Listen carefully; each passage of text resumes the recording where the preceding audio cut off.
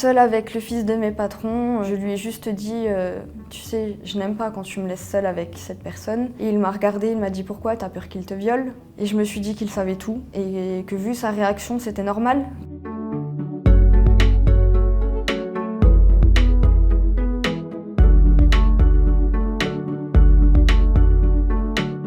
J'ai repris mes études en BTS et en ayant rencontré quelqu'un, je suis partie m'installer à l'autre bout de la France pour reprendre mes études. J'ai dû chercher un autre travail et c'est dans cette deuxième entreprise où tout se passait bien au début qu'il m'est arrivé ce fameux viol. J'étais assistante de gestion, je devais donc accompagner ma patronne en étroite collaboration pour à la fin je devais reprendre l'entreprise avec son fils. Mes patrons étaient géniaux, mes collègues aussi, c'était vraiment une bonne ambiance et je m'épanouissais vraiment pour la première fois professionnellement. Alors de temps en temps, par contre, il y avait effectivement un collègue de travail qui me faisait des attouchements sexuels. Sur le moment, ayant peur, car il était vraiment très proche, il faisait pratiquement partie de la famille de mes employeurs, je n'osais pas en parler, je n'osais rien faire à part le recadrer poliment. Je pensais que ça resterait là, je n'en ai parlé à personne et je continuais à travailler, les jours passaient et finalement un beau jour, mes patrons sont partis en vacances et j'ai appris que je serais seule avec leur fils et cette fameuse personne. Et un matin,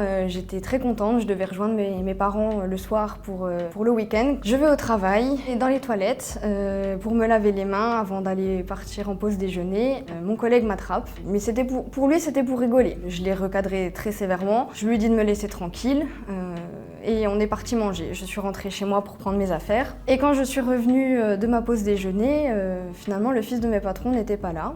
Nous n'étions que deux dans l'entreprise. Et les heures passaient, les minutes passaient, tout allait bien, je faisais mon travail. Et à un moment donné, je devais m'absenter pour aller chercher une autre de mes tâches à accomplir dans la pièce où il était. Donc on discutait calmement, mais j'étais très froide vu ce qu'il avait fait quelques heures auparavant. Et là, d'un coup, il m'a attrapée brusquement. Il m'a emmenée dans la salle de pause. Alors je me débattais parce que je ne comprenais pas ce qu'il voulait mais je n'avais pas envie de rigoler avec lui et il m'a enfermée dans cette pièce. Il a claqué la porte et j'ai tout fait pour m'échapper de là.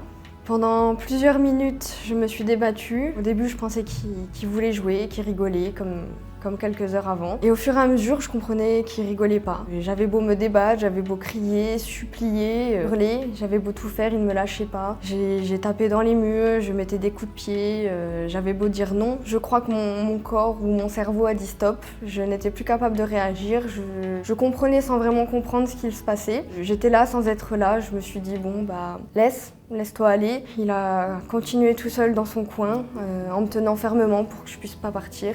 Alors une fois qu'il a terminé son affaire, il rigolait, il était joyeux, content. Je suis partie, j'ai claqué cette porte derrière moi et je suis retournée à mon travail comme si de rien n'était, tel un robot. J'ai envoyé un message à ma cousine. À l'époque, nous étions très proches et je lui ai demandé si je pouvais l'appeler rapidement. Et j'ai attendu donc que le fils de mes patrons revienne. Et je lui ai demandé si je pouvais aller faire une course. Il m'a dit oui. Et quand je suis partie, j'ai tout de suite appelé ma cousine. Je lui ai raconté calmement, posément. Et c'est elle qui m'a dit ce fameux mot. Elle m'a dit « Elodie, c'est un viol ». Je suis retournée au travail et seule avec le fils de mes patrons, je lui ai juste dit « Tu sais, je n'aime pas quand tu me laisses seule avec cette personne ».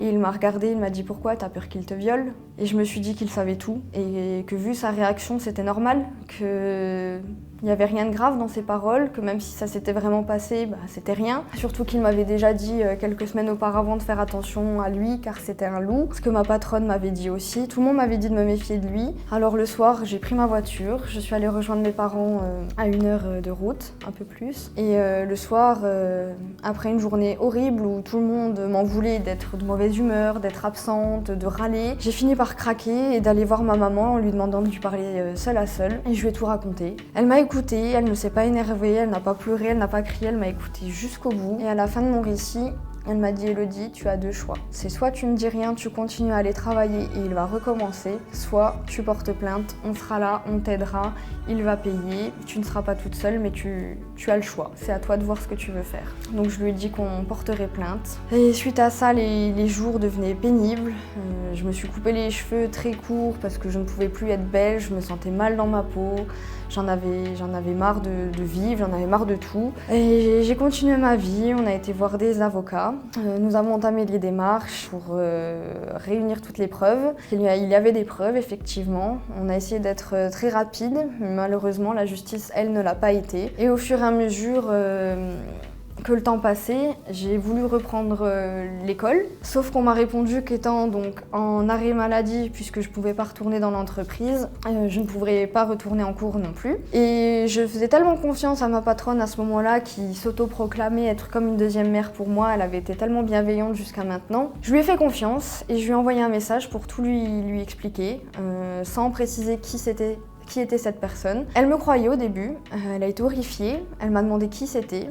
Et quand je lui ai répondu, elle ne me croyait plus forcément, c'était comme son deuxième fils, alors j'étais une menteuse, je n'ai plus de nouvelles, plus de réponses. Et évidemment, tous les salariés de cette entreprise avec qui je m'entendais si bien m'ont tous tourné le dos. Ils ont eu énormément de propos diffamatoires à mon encontre, sûrement pour ne pas perdre leur travail.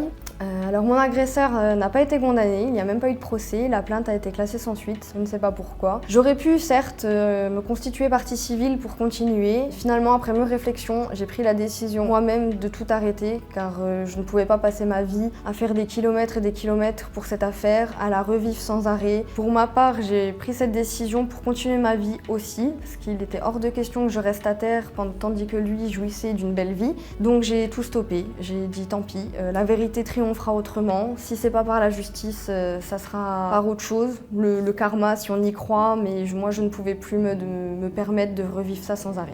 Alors j'ai écrit Violer et après quand la réalité rattrape l'inconcevable, car suite à mon envie de suicide, j'ai eu cette envie de vivre, de revivre. Et par ce livre, je souhaite aider toutes les personnes qui sont dans l'obscurité. Je souhaite dénoncer aussi le peu de moyens qu'on donne à la justice ou qu'elle se donne elle-même pour aider les victimes, car c'est important, surtout de nos jours. C'est un vrai sujet, c'est un vrai combat. Il y a des viols, il y a des agressions sexuelles, c'est grave, c'est dur, ça peut détruire des vies. Alors vraiment, il faut que les choses changent aujourd'hui parce que c'est quelque chose dont on ne parle pas assez ou même si on en parle, on ne fait peut-être pas les bonnes choses pour aider les victimes.